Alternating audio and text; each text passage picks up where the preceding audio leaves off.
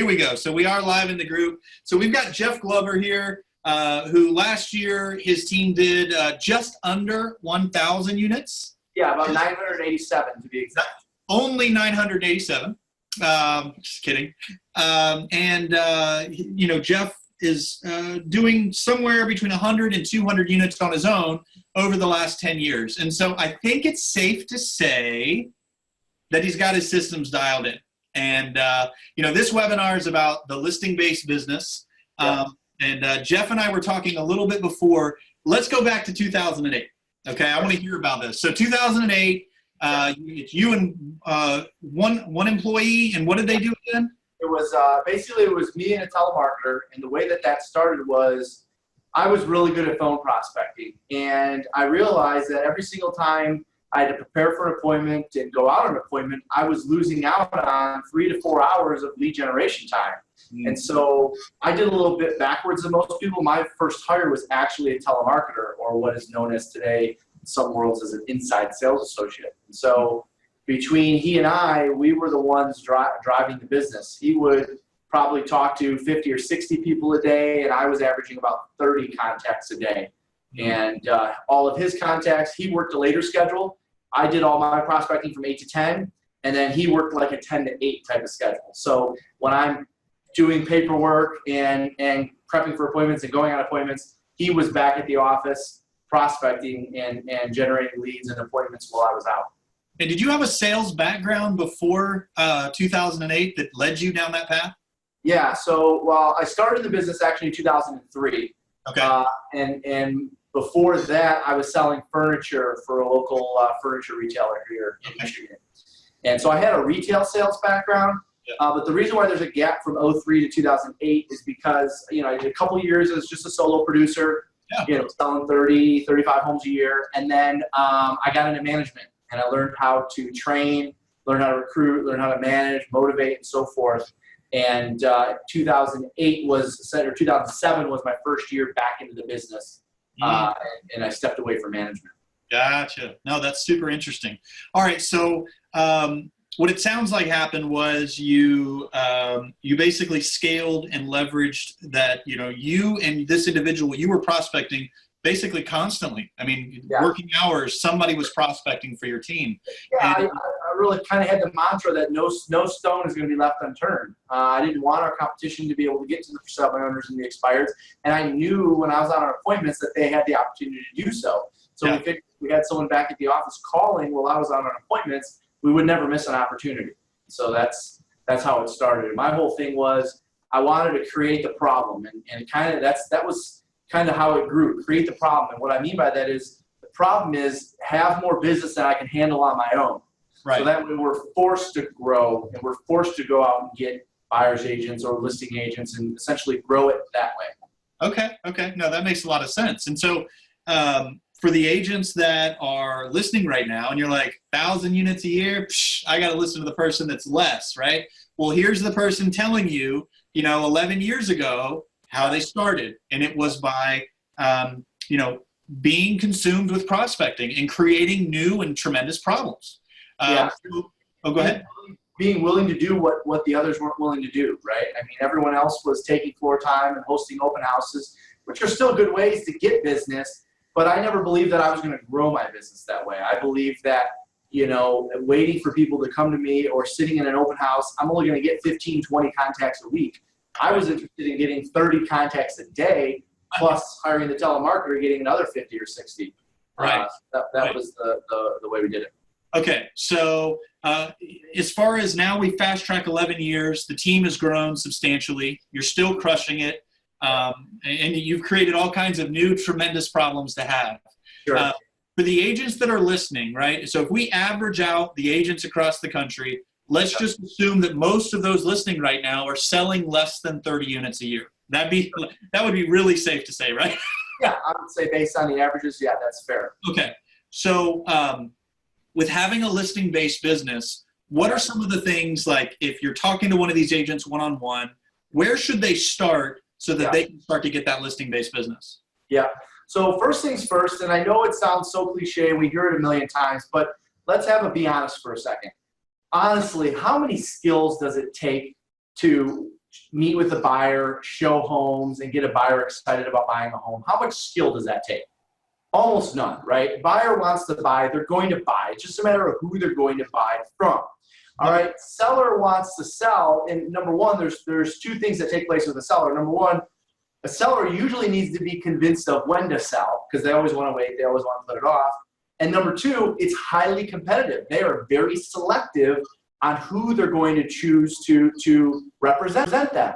Where a buyer, it's just like, you find us the right house, or you're in the right place at the right time, or you're excited, or you're attractive, or you're motivated, or you're enthusiastic, you're going to get buyer business, all right? The listing side of the business requires a lot of skill. So I know it sounds cliche, everyone talks about role play, this and that, but I really became fanatical about working on my skills and role playing on a regular basis. And I'm not just talking about once in a while. I mean, I had a role play partner every single day on my way into the office from a different part of the country, with a different dialect, with different nationalities, older, younger, male, female, so I could develop good versatility. I wasn't just role playing with people in my office. And it was a set time, it was every single day, and it was 15, no more than 20 minutes, and we got in with it. And it requires that level of discipline, by the way, for multiple years. I think my last role play, aside from our team, I still role play with our team, but my last role play partner was 2013, 2014. So I role played for 10 years every single day. And so I became really fanatical about being skills based. And I wanted to be that way because I knew, number one, I was younger. All right. Number two, even if I had 3, 4, 5, 6 years of experience, I'm still younger and I look younger. So I needed to make sure my skills were better than everybody else's. And so the first thing, the first step in becoming a great listing based business, it has to be in your personal skills and, of course, the skills of your team members if you're operating a large team. Yeah, and it's funny as you're saying that, because on our team we'll do role play, and I think it's got to get to the point where you don't have to think about it anymore. Like that. Would that be a good oversimplification with the scripting and role play? It's like brushing your teeth in the morning. It's just something you do every day, and if you don't do it, you almost feel like, oh crap, I took a little bit of a step back today. I didn't role play with anybody. I'm not as sharp as I should be. Right. Yeah. No, absolutely. I agree. And so, all right. So you're having this conversation. You obviously are, you start with maybe what might not be perceived as something that they might be excited about. Get better, basically, right? Like, again, it goes back to, I know every single book we read or webinar we watch, somebody mentions skills at some point. And so all I'm saying is, I'm not just talking about skills. I'm talking about fanatic about getting better with your skills. Right. Like I said, just like brushing your teeth in the morning, if you miss a day, you're disappointed in yourself. That's what fanatic means to me. And being fanatic about your skills, if you want to be a great listing agent, it has to be a requirement. Okay. All right. So get better at your skills. Number one, level up. I always say, you're either going to be selling them or they're going to be selling you, right? I mean, a sale's taking place. So, all right. So get better at your skills. The second thing I would say is stop showing homes to buyers. Now, I know, talking about the audience of 30 or 40 units a year or less, this is something we like to do. But in most cases, we like to do this because it's the fun and exciting part of the job, number one. And number two, it's a distraction from the role play, the prospecting, the lead follow-up, and the tough stuff. Okay. So the reality is most people like to show homes because it's busy, keeps them occupied, and they don't have to stay back and role play or prospect more. And so first thing I would do, even if I'm doing 15, 20 deals, I want to be a great listing agent, I would stop showing homes tomorrow. Now, that doesn't mean you have to go out and hire a showing agent and start a team and do all that. Most real estate offices have a handful of new agents that you can pick from. You can say, hey, I'm going to pay you per showing, or you're going to get a referral fee once it closes, but I'm not showing homes anymore. Now, that means you're still doing the buyer consultation, you're still doing the lead follow-up, you're still talking to them during the process, but you're not actually physically out showing the buyers a home. So this would probably be the second biggest piece of advice I can give someone if they want to have a listing-based business. And the reason for that is if you draw a line down a sheet of paper and you write down everything that's required of taking a listing and everything that's required of working with the buyer, one thing you'll find, and I do this activity, we don't have time to do it today, but I do this activity with audiences all the time, the amount of time for an average buyer transaction is about 32.5 hours for one buyer transaction invested. Wow. The amount of time invested for a seller transaction is about 11 and a half. So it's 3 times the amount of time spent working with a buyer. And guess where more than 50% of that time is spent? Showing homes. Yes. So if you just develop the mindset that I'm not going to show homes anymore, I'm going to find someone else to show homes. There's a lot of younger, hungry, aggressive, whatever agents that are looking to make a few bucks when they're getting into business. Give them an opportunity to work with your buyers. You still handle the negotiations, you still handle the closing, you still handle the lead follow-up, you still handle the buyer consultation, but it gives you that time back. And what you do with that time is the key. Now, some agents maybe have more personal time, and that's fine if that's what you want, but you're going to net less on your transaction. So the whole concept is you net less per deal, but you pick up more deals and you pick up more listings because you now have time to go find more listings versus traipsing all over town showing homes. Right. Yeah. And I think that, when you look at it from that vantage point, what's cool about it is you've given them kind of a step ladder. You're not saying, stop it, cut them off at the knees. You're helping them ease into leverage. Yeah. And that makes a lot of sense. Yeah. And so make sure for those that have just started listening, one, you got to get better when you're talking about dealing with sellers. You got to role play obsessively. Sellers is a skills-based business. It's a completely different skill than working with buyers. That's Okay. right. That's one. Oh, okay. And then 2, stop showing homes. That's right. Okay. All right. And third, I got a few more. Third would be develop a system. And it doesn't even have to be like a system. I'm talking like a checklist, all right, of what is your follow-up system or follow-up checklist from the time you talk to a potential seller to the time you take their listing. All right, how many touches are involved? What are you sending to them? When are your follow-up calls? Is there a handwritten thank you card? What are you mailing after the appointment? What does your follow-up look like on your way to the appointment? What does your pre-qualifying look like? There needs to be some sort of seller lead generation or lead follow-up checklist from the time I generate the lead to the time I get a contract signed. I think the mistake a lot of agents make is they make a few contacts here and there, or they have a couple great conversations, and they wonder why sometimes they get listings and sometimes they don't. Right. And the biggest reason for that is because their follow-up system is different in each case. It needs to be consistent each time. I would say on a listing lead, the amount of touches they get from myself or our company from the time we generate the lead till the time we take the listing is somewhere between 7 and 10 touches. And so what I would encourage is you have this list of 7 to 10 or 15 or however many touches that take place from the time you talk to a potential seller to the time you take your listing, and make sure you follow it every single time. It has to be consistent. And, with those 7 to 10 times, how much of that would you say is picking up the phone and calling versus some kind of automation? Or Yeah, so without having it in front of me, it's 2 pieces of mail. It's at least 3 phone calls. It's at least 1 or 2 text messages. It's at least 1 email. It's a mixture of all those. But that happens like clockwork every single time. So whether you have a system that does something for you automatically or not, I don't care. It just needs to be a checklist so you follow it the same way every time. Okay. No, that's huge. All right. Do you have a number 4 or? Yeah, so the 4th piece would be, okay, what does your presentation material look like? What are you presenting when you get there?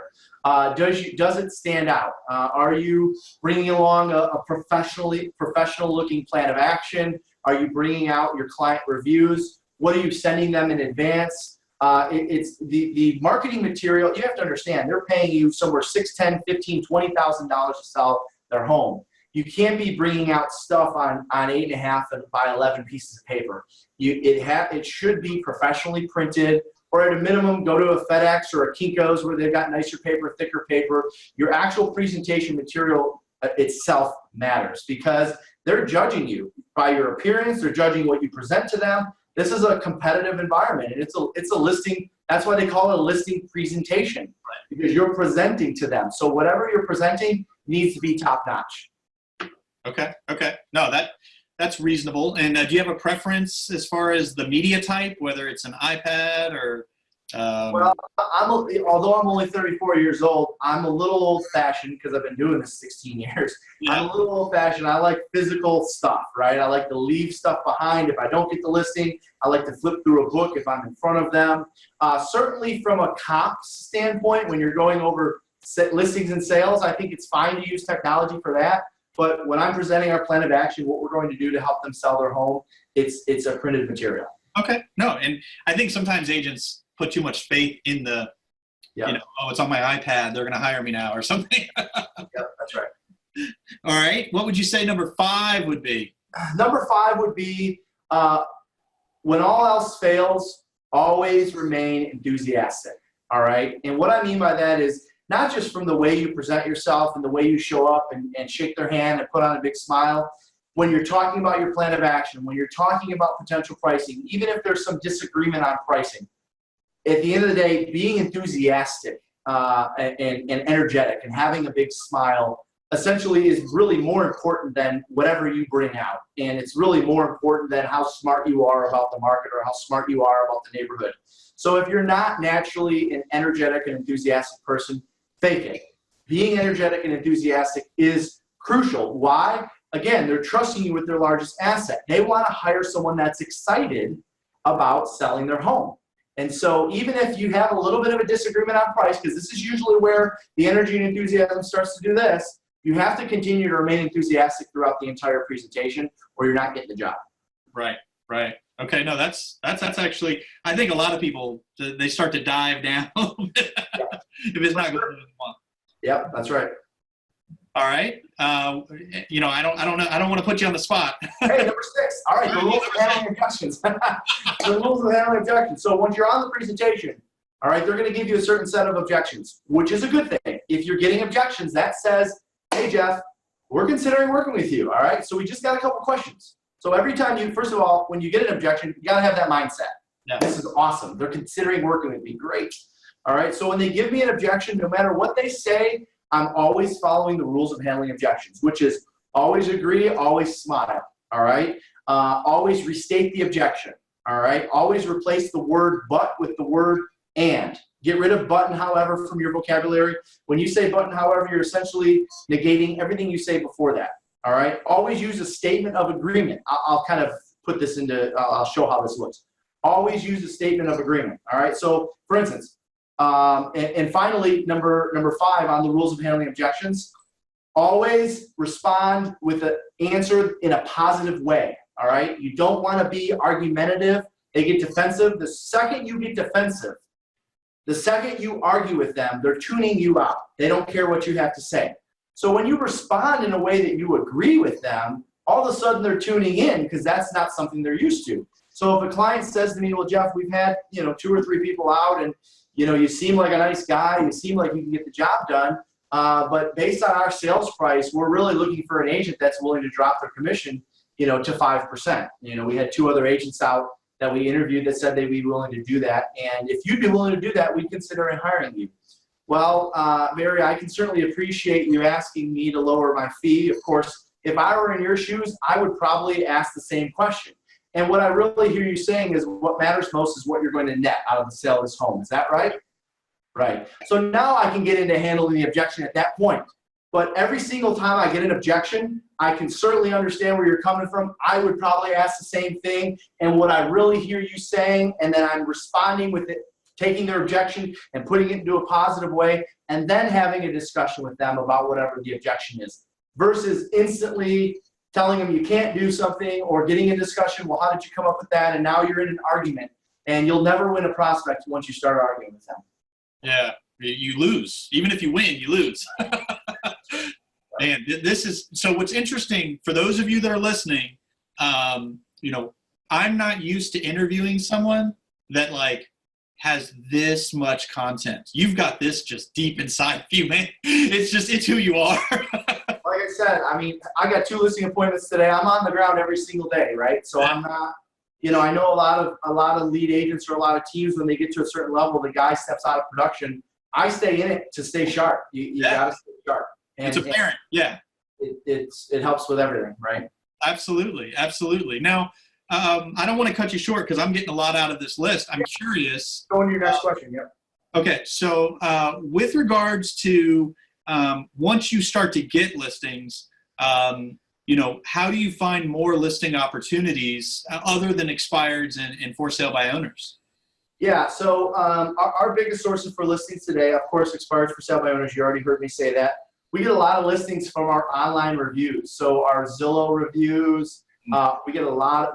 We have a 5-star program basically, which I think I'll be talking about coming up in San Diego, which essentially drives more reviews to our platform. Zillow's being our number 1. So we get a lot of seller leads just from that because we have so many online reviews. I think we have 980 or 990 reviews.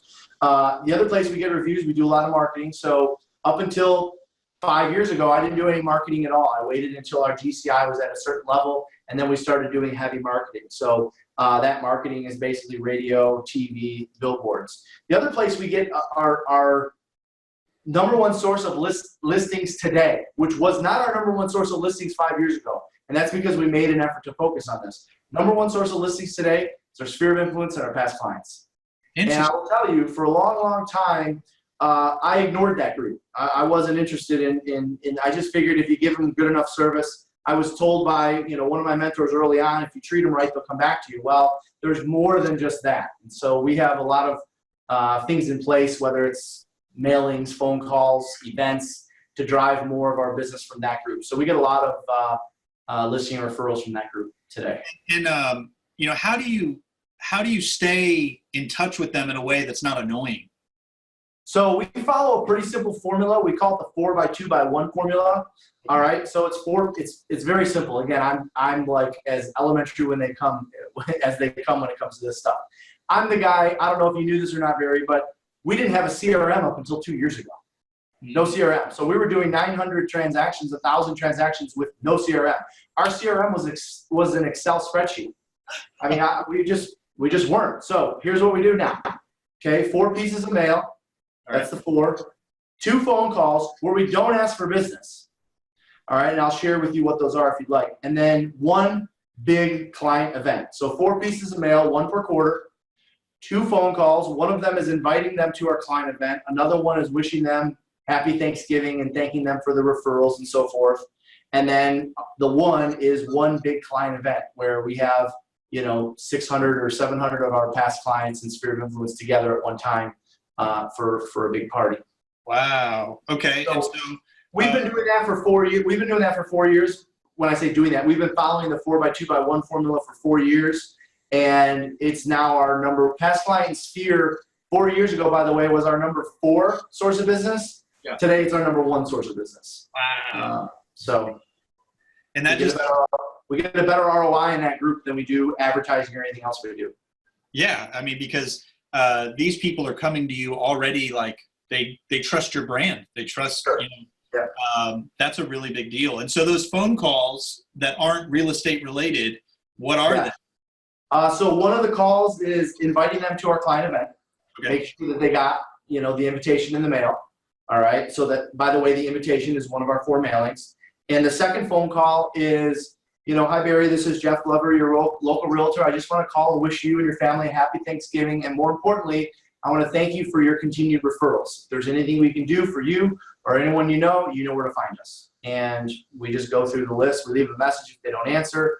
And we've been following the 4x2x1 for 4 years now. And do you have your agents doing that, or do you have like an inside salesperson do that? Both. So for my database, it's an inside sales associate. And then for all of the agents, they have their own databases, and we do specific call days for that. So we'll do, we call them database days, where it's just the culture of the organization. Everyone's calling their database those days. Man, that is really, really insightful. And you've gotten to the size now where that's actually, you've got your own universe, really. You've got a universe of people that those database days, my wheels are spinning right now, just so you know. Sure. And so now what you already said this, but refresh my memory. Past clients in Sphere from listings are what number of lead source now? They were number 4. Number 1. They're number 1. Number okay. 1 source of business. Yep. So everybody and there's already been some comments here of people just basically saying the content here has been incredible. So I want you guys to understand, my summation already is hone your skills, and the people that you work with, those past clients, stay in front of them. And honestly, I've never heard a simpler way of doing it. The 4x2x1, that's basic, And it's probably because I'm not that smart, I'm not that sophisticated, and I'm not good with technology. So it works for us. But I will say, there's two types of people in this world: people you know, people you don't know. Which group is bigger? Obviously, the group of people that you don't know. So the first half of my career, I focused everything I could do around that group. And then, of course, once I had enough past clients and referrals and so forth, now we shifted the focus over to taking care of that group. Mm-hmm. No, that's huge. That is huge. And so, you're driving traffic for your reviews. You're getting listing from your past clients. What would be your number 2 and 3 for seller and listings sources of business? So number 1 is past client sphere of influence. Number 2 is for sell by owners and expired. So it's still a big source for us. Number 3 is advertising. So this would be mass advertising, billboards, radio, TV. Number 4 would be internet leads. So Zillow leads and so forth. And number 5 would be open houses. Nice. Open houses. I wouldn't have think that that'd be that high. That's interesting. I guess people looking to buy another home?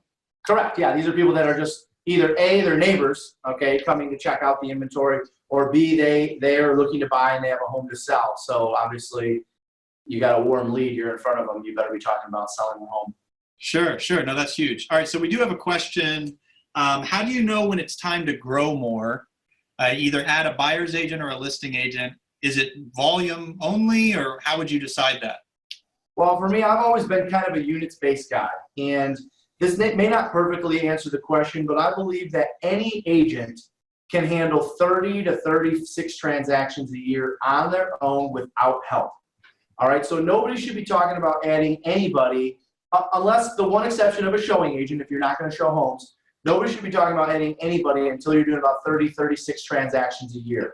And then in that case, depending on what your strength is, you may say, you know what, it makes sense for me to hire an executive assistant because my strength is not in the process and the paperwork, all right?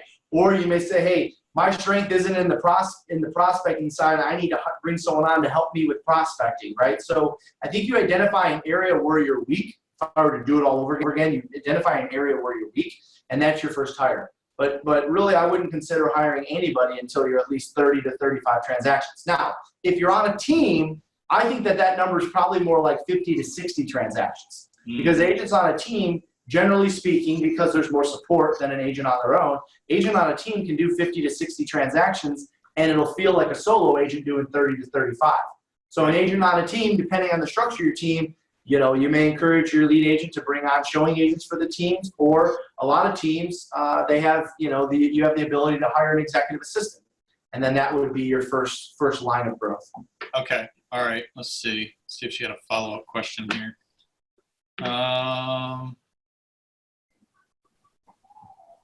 Do you have a coach? Yeah. So I've worked with several coaches throughout the years. My current coach, I've got a really good relationship with Gary Keller. Obviously, I'm affiliated with Keller Williams Realty. No big deal. Yep. Go ahead. What's that? No big deal, right? Just Gary Keller.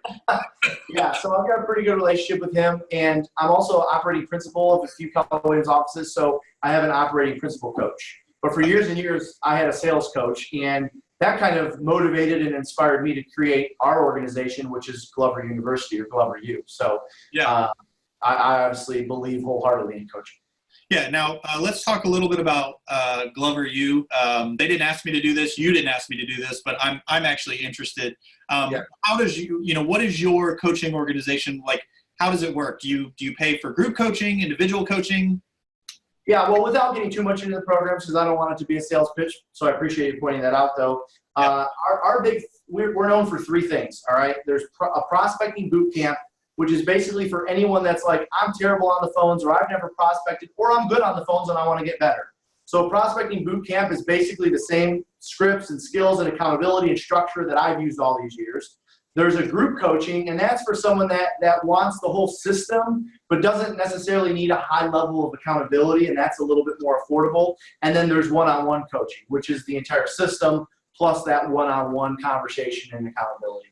Gotcha. Okay. So that really, you get the best of both worlds depending on what you need. So again, let me reiterate, he did not, that wasn't part of the thing. I'm sure LCA would not be too happy with me that I brought it out, but I think people are interested just because honestly, I'm not used to getting this much content. There's not a lot of rah-rah. It's just like, do this, and this. You're making it sound like it's possible. Honestly. I appreciate you saying that. And I think why that is, and there's a lot of people that I look up to in this industry, of course.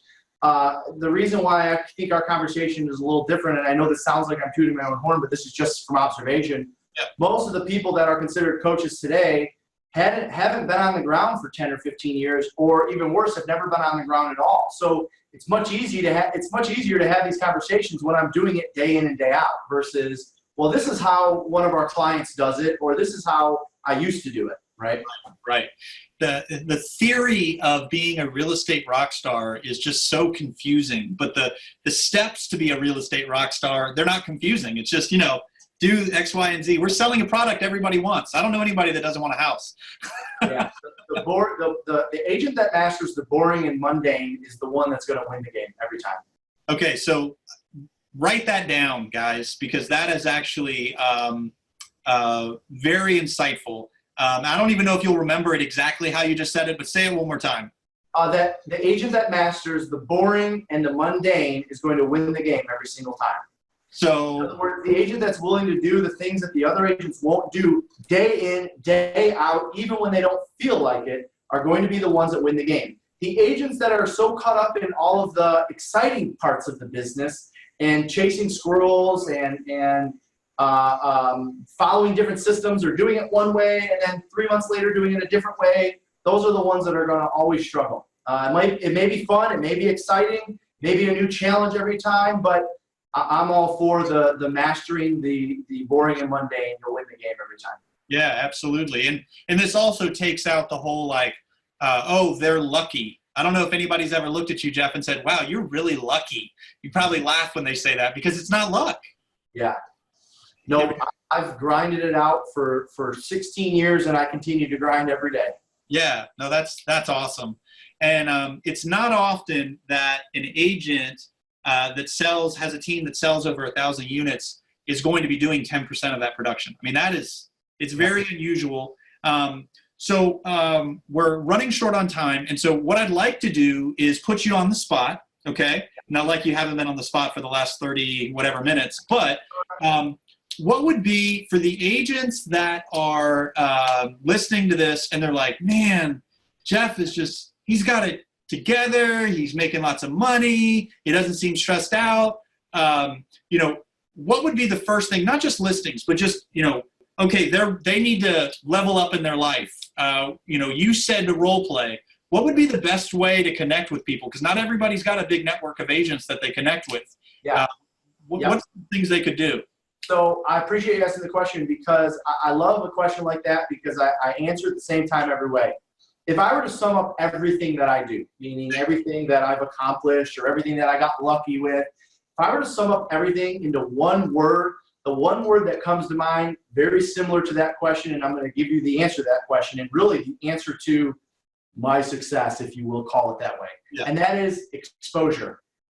Number one word I can give you is exposure. Exposing yourself to different people, different thoughts, different ideas, and most importantly, people that are doing better than you on a regular basis is what will cause you to grow faster. So where do you find these people? How do you get exposure? You go to events, all right? You get outside your office. You travel to different parts of the country. You go get around top producers and big thinkers. One of the best things one of my early mentors, Mike Ferry, said to me was, Jeff, you got to get around higher level producers, right? Stop thinking that because you're number one in your office that you're the best thing since sliced bread. Go to this event. Go to that event. I can introduce you to 5 people that are doing 10 times the business that you're doing. And oh, by the way, they're the same age as you. Okay, good. Where are they at? Let me meet them. So the biggest advice I can give is exposure. And that's where you're going to find like-minded people that are into role play, right? We put on events, obviously, and all the people are always looking for accountability partners, role play partners. So get to as many events as you can and get around people that are thinking bigger. Well, I know personally, I said to you, I think before we went live, that I was looking this like a personal coaching session. So I know that I got like 7 things for me, for myself to follow up on, and different agents on my team to go target. And I know for a fact, because we started, and people have not gotten off this webinar. So people that started on it, they haven't left. And because honestly, man, the stuff you're saying, I think it's resonating with the public. It's actually, I think people are going to get off this and say, I think I can do it. Well, hey, listen, I'm nobody special. I'm in Detroit, Michigan. I mean, I went through the worst financial crisis probably ever. I started when I was 18 years old, so I had every excuse in the book, right? I'm young. My market's in the tank. My average sales price at one point was $137,000, right? And by the way, today it's not great. It's only $220,000 today. So I got all the excuses in the book here in Detroit, and there's no excuses. So yeah, no, you just got to go make it happen. So, well, Jeff, man, I don't want to cut you short, but I know that your time is precious, and we're at the end of the webinar. I want to say thank you for on behalf of the LCA community to take 40 minutes or so of your time to share with it. And you are going to be speaking at LCA Live, is that correct? Yeah, I'll be in San Diego. That's right. Okay, awesome. So he'll be in San Diego. Just rub elbows a little bit here and there. I'm sure he'll be sharing more goodness in San Diego. So have a great day, everybody. And again, thank you, Jeff. I really appreciate it. All right, you bet. And if anyone needs to get a hold of me, the best email address is probably info@gloveru.com. That's info@gloveru.com. All right, but one email at a time, not 12. Somebody's monitoring it. So yeah, no, that's good. Say that email one more time. Info, info at gloveru, GLOVER, the letter U.com. Awesome. Thanks again, Jeff. Have a great day. See you guys. Bye.